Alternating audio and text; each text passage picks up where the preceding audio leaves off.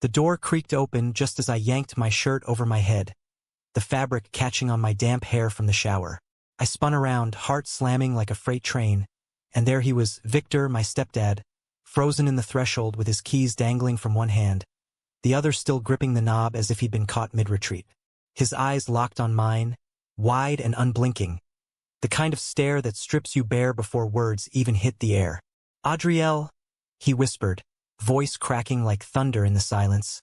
I didn't mean to, God, I'm sorry." But the apology hung there, heavy and false, because we both knew this wasn't about a locked door or bad timing. It was the spark that had been smoldering for months, finally igniting in the dim glow of my bedside lamp. I was 22, fresh out of community college in Seattle, crashing back home after my mom died 2 years ago in that freak car accident on I-5 during a freak snowstorm. Victor had married her when I was 15, a whirlwind romance that dragged us all from the sticky heat of Phoenix to this drizzly corner of the Pacific Northwest. He was the strong, silent type, ex-Marine turned high school history teacher, with calloused hands from weekend woodworking and a laugh that rumbled like distant waves. Mom called him her anchor.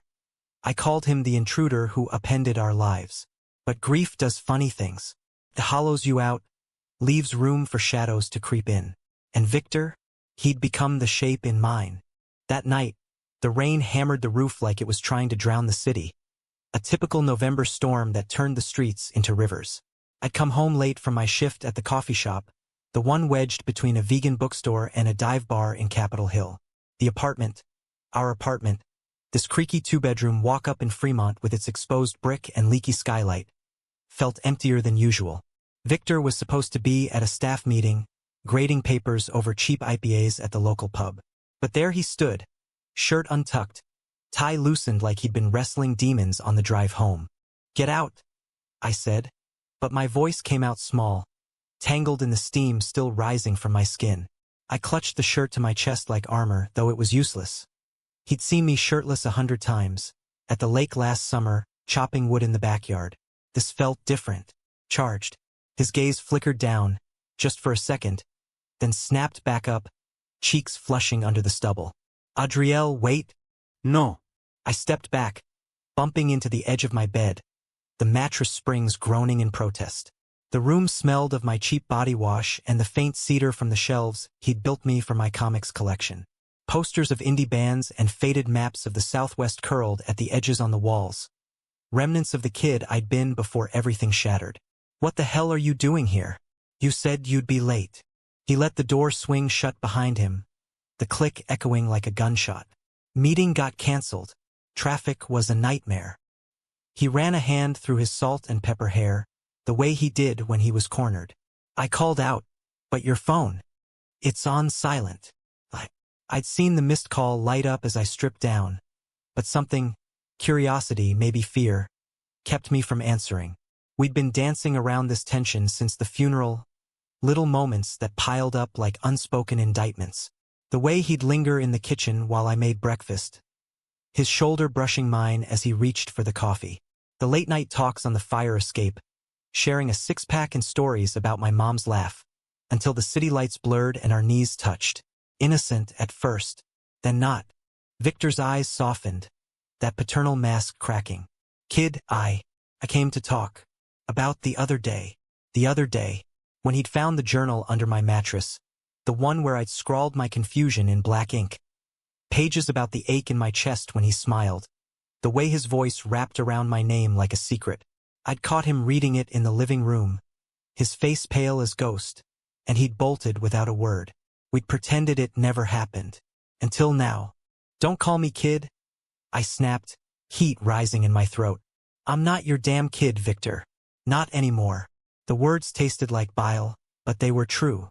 Mom's death had severed that thread, left us adrift in this limbo of shared grief and something darker, something that twisted my gut at night. I'd known I was gay since high school, hidden it like a bruise under baggy hoodies and fake crushes on girls from the swim team. But Victor, he was the complication I never saw coming. He took a step forward, then stopped, hands raised like I was a spooked animal. "Adrielle, please. I didn't know, I suspected, but seeing it written, it hit me hard." His voice broke, and for the first time, I saw the fracture lines in the man I'd idolized and resented. The war vet who'd taught me to throw a punch. The widower who'd burned dinner trying to fill the silence. You're my family. This doesn't change that. But it did. Everything about that moment did. The rain lashing the window, the hum of the fridge down the hall, the way his cologne mixed with the storm's ozone bite. I dropped the shirt, defiant, my chest heaving. Then why do you look at me like that? Like I'm a puzzle you can't solve, or worse, like you don't want to. His breath hitched, and the room shrank, the air thick enough to choke on. Because you're not a puzzle, Adrielle. You're everything I lost when she died. And more. The confession slipped out, raw and ragged, and it shattered me. He crossed the space in 2 strides, not touching, but close enough that I felt the heat radiating off him. I promised her I'd take care of you, but this pull, it's wrong. It's tearing me apart. I wanted to shove him, to scream that he had no right, but my body betrayed me. Leaning in, drawn like a moth to the flame he'd unwittingly lit, our foreheads nearly touched, breaths mingling in the scant inches between. Then why are you here? I whispered, the question a plea. Because I can't stay away. And with that, the dam broke. He cupped my face, thumbs brushing my jaw, and I melted into it, the world narrowing to the salt of unshed tears on my lips as our mouths met. Tentative, then desperate, a collision of forbidden need that tasted like rain and regret. We pulled apart gasping, the kiss lingering like a bruise. Victor's hands trembled as he stepped back, eyes wild. Jesus, Adrielle, what have we done? Not we, I said, voice steadier than I felt. You started it. He laughed, a bitter sound that echoed off the walls. Fair enough, but this, we can't. You're my stepson. Society, the world, hell, my own head, says it's poison. He turned toward the door, shoulders slumped, but I grabbed his wrist, the pulse there racing under my fingers. Stay, I said. Just talk, like before. He hesitated, then nodded, sinking onto the edge of my bed. I sat beside him, the mattress dipping under our weight, and for the next hour, the storm outside mirrored the one within. He told me about his own buried truths, nights in the barracks overseas, stolen glances at fellow soldiers, a life of straight-laced denial for Mom's sake.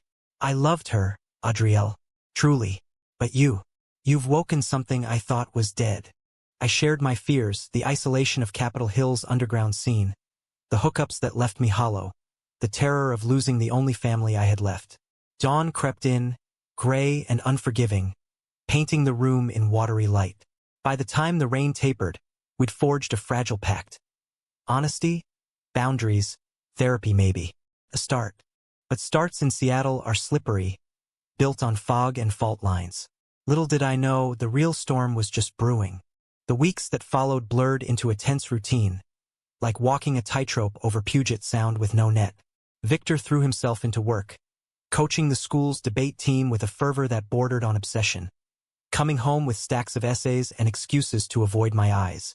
I'd nod, brew his coffee black the way he liked, and we'd eat takeout from the Thai place on Aurora. Pad CW and spring rolls cooling on paper plates, chatting about the Mariners' latest slump or the latest tech boom in Bellevue. Surface stuff, safe. But at night, the apartment whispered our secret. I'd lie awake, replaying that kiss, the scratch of his stubble, the way his fingers had tangled in my hair like he was anchoring himself to shore. Guilt gnawed at me, sharp as the wind off the sound. But so did desire, a low hum that made my skin itch. I started journaling again, not hiding it this time, leaving the notebook on the kitchen counter like a gauntlet thrown. Victor never touched it, but I'd catch him glancing, his jaw tightening as he stirred sugar into his mug. One crisp December afternoon, with frost etching the windows like lace, everything shifted. I was at the shop, steaming lattes for the holiday rush. Baristas in elf hats, indie rock crooning over the hiss of the espresso machine, when my phone buzzed. Not a text, but a photo from Victor. Him grinning in a flannel shirt, arms laden with a Christmas tree he'd chopped down himself from the state park. Our old Ford pickup loaded in the background. Tradition, the caption read. You in? My chest tightened. Tradition. Mom's thing. Dragging us to the tree farm every year. her laughter cutting through the chill as pine needles stuck to our boots. I typed back, "On my way." Quitting early, I drove the 20 minutes home, the city a sparkle of lights against the encroaching dusk. He was wrestling the tree through the door when I arrived, branches scraping the frame, his cheeks ruddy from the cold. "Help a guy out?" he called, voice light, and I grabbed the trunk, our hands brushing in the evergreen-scented chaos. We hauled it inside, laughter bubbling up unbidden as sap smeared our palms. For a moment, it was easy. Stringing lights, untangling garland, Victor humming "Oh Holy Night" off-key while I teased him about his pitch. Then, midway through hanging ornaments, Mom's glass snowflakes, delicate as memories, he paused, holding a silver star that had been her favorite. His eyes met mine across the ladder, soft and searching. She'd love this. Us. Figuring it out. "Yeah," I murmured, throat thick. "She would." I climbed down, stepping close, the tree's glow casting golden halos around us. Our fingers intertwined amid the tinsel, a quiet anchor. No kiss, but the pull was there, magnetic. That night, over mulled wine by the fire escape, the conversation turned deeper. Victor confessed the betrayal gnawing at him. Not just ours, but his own. "Before your mom, there was someone. In the Corps. A sergeant named Reyes. We were close, too close. It ended bad, dishonorable whispers, a transfer. I swore it off. Buried it." His voice was low, the city hum a distant underscore. "Meringellen." It was real love, but also escape. And now, with you, it's like fate's laughing, handing me the one thing I can't have. I leaned against the railing, the metal cold through my sweater. "Fate's a bitch," I said, half joking. "But I'm not running, Victor. Not from this." I gestured between us, the invisible thread. "We could try. Discreetly. See a counselor, like you said."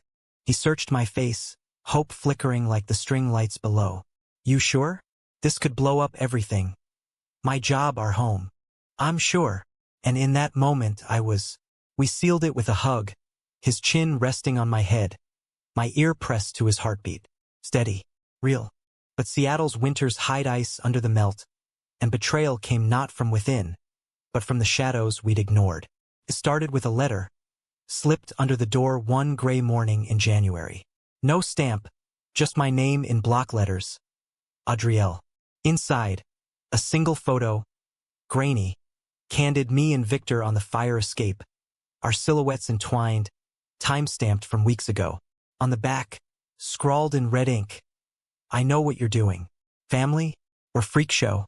Tell him or I will." My hands shook as I crumpled it, pulse roaring. "Who? A neighbor? Someone from the shop?"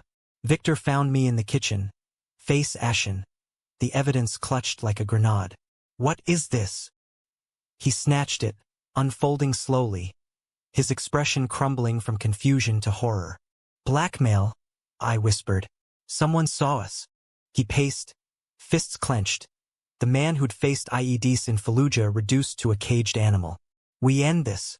Now. Before it destroys us." "No." I grabbed his arm, desperation clawing up my throat. "We fight it.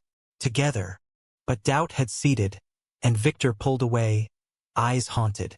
"I can't lose you, Adriel. But I can't risk you either." He stormed out, slamming the door, leaving me in the echo. The days fractured.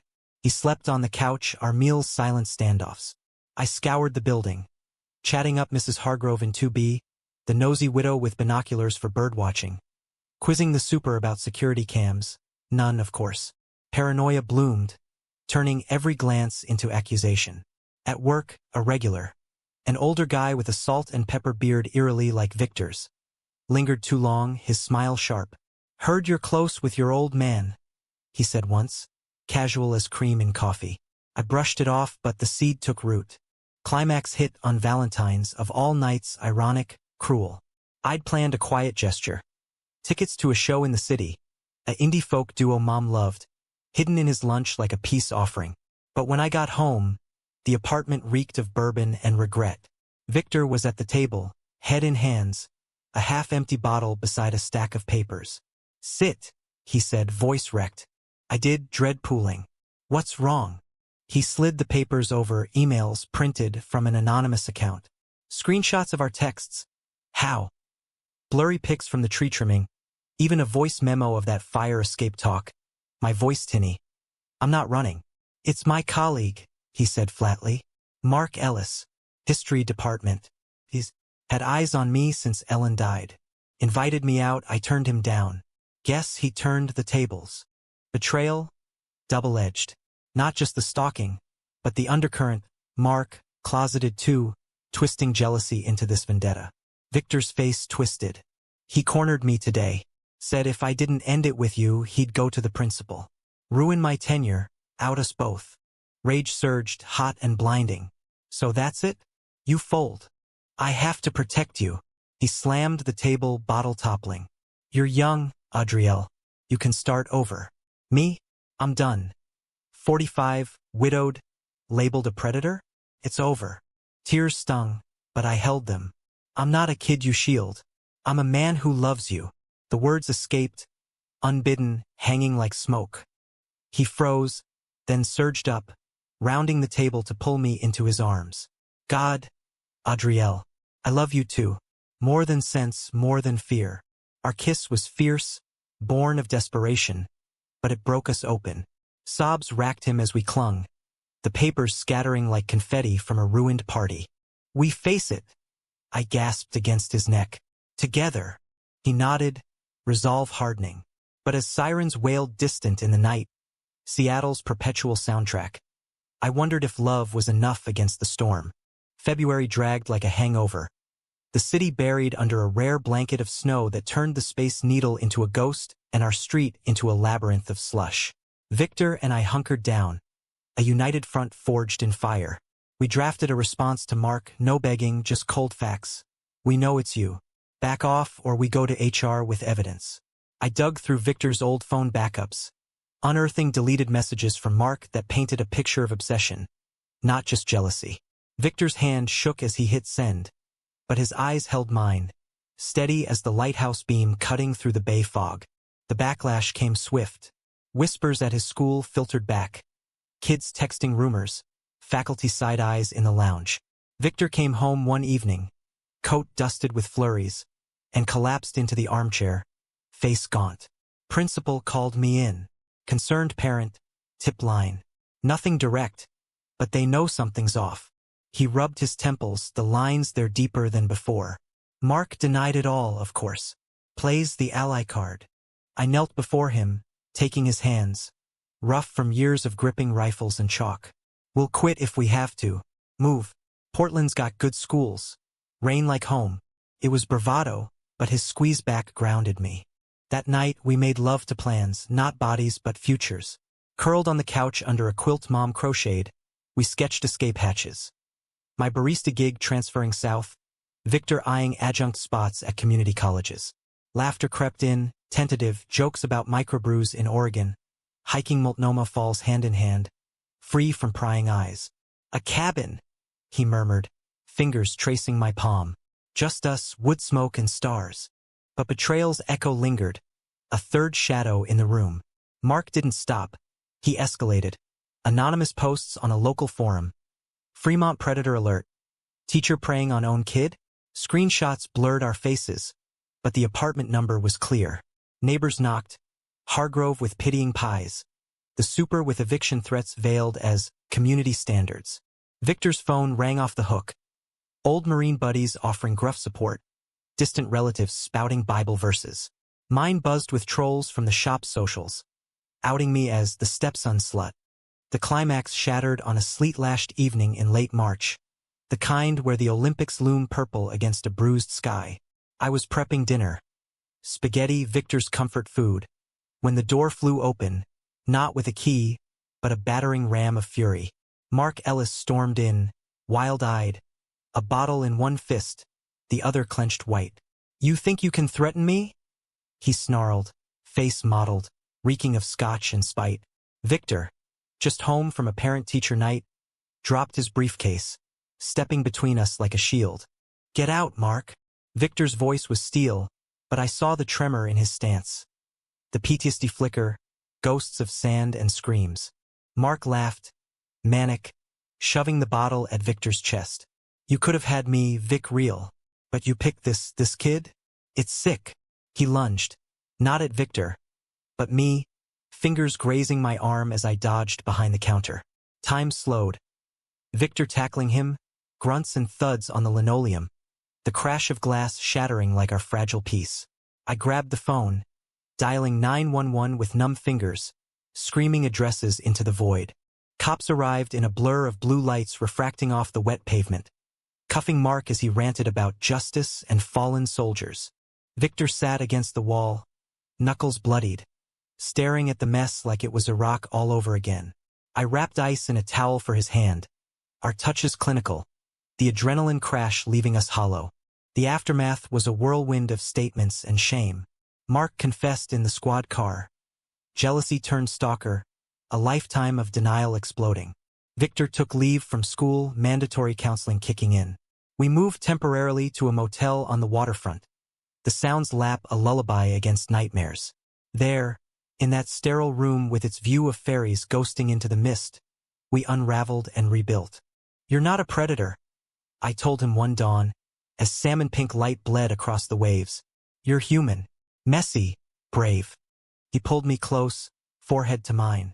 And you're my redemption, Adrielle. Not despite this, because of it. Spring thawed Seattle slow, cherry blossoms tentative along the Burke-Gilman Trail.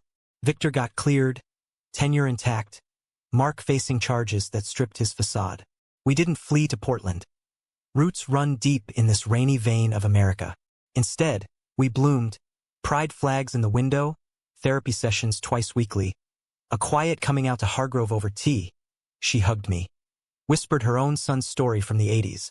By summer, the apartment felt like sanctuary again. Tree gone, but photos up. Mom's smile beside ours, a triad unbroken. Victor proposed one July evening on Discovery Park Beach. Not with a ring, but a carved wooden box containing my journal, now filled with our shared entries. Partners, he said, knees in the sand, waves crashing approval. Equals, forever. I said yes, sealing it with a kiss salt-tinged and sure. No fanfare, just us against the tide, dramatic, yes, but human. Love isn't a straight line from Phoenix to Puget. It's the detours, the storms, the betrayals that teach you to hold on. Years later, married in a quiet ceremony at the courthouse, Victor's hand in mine as we walk Fremont's farmers market, I catch him watching me. Still that mix of awe and ache. We've adopted a rescue mutt, named her Ellen for the laugh in her bark. And on quiet nights, when rain drums the roof like that first confession, I remember. Shocks aren't endings. They're beginnings, raw and real, in the heart of this sprawling, forgiving country. In the end, it's not the hook that defines us, the door creaking open, the forbidden spark. It's the choice to step through together into the light.